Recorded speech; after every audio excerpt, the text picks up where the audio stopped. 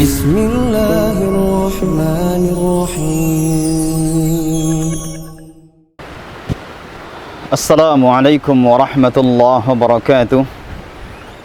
الحمد لله رب العالمين، حمدا كثيرا طيبا مباركا فيه كما يحب ربنا ويرضى، والصلاة والسلام على النبي الرحمة وعلى آله وأصحابه ومن تبعهم بإحسان إلى يوم الدين، وبعد. أيها الإخوة، إخوة الإيمان، أعزني الله وإياكم جميعا بالإسلام. Al-Quran adalah pedoman bagi manusia. Allah Subhanahu wa Ta'ala di dalamnya banyak memberikan peringatan kepada manusia untuk mengingatkan manusia akan banyak hal.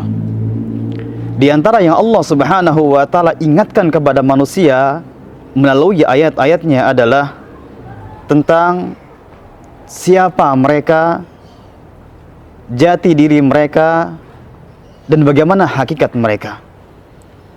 Allah Subhanahu wa Ta'ala berfirman dalam surat Fatir pada ayat yang ke-15, Ya ayyuhan nas, antumul fuqara'u ila Allah.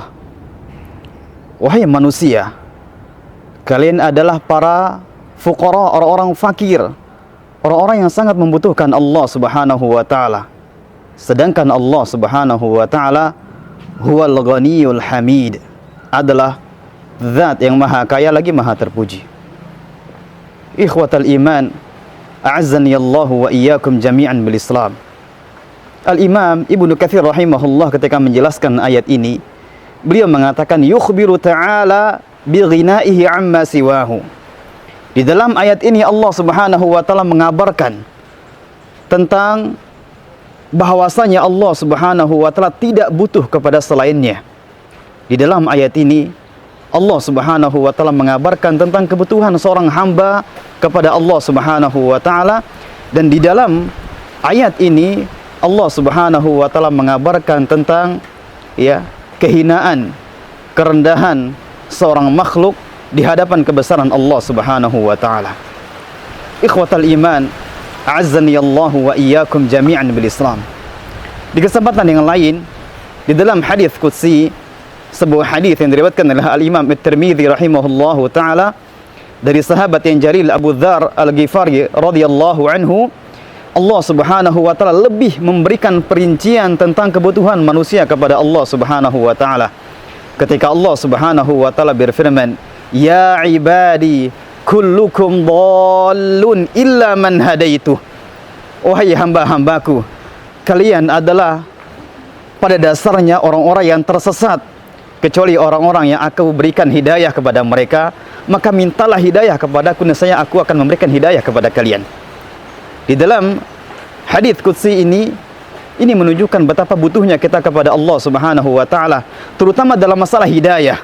Kita sangat membutuhkan hidayah dari Allah Subhanahu wa Ta'ala.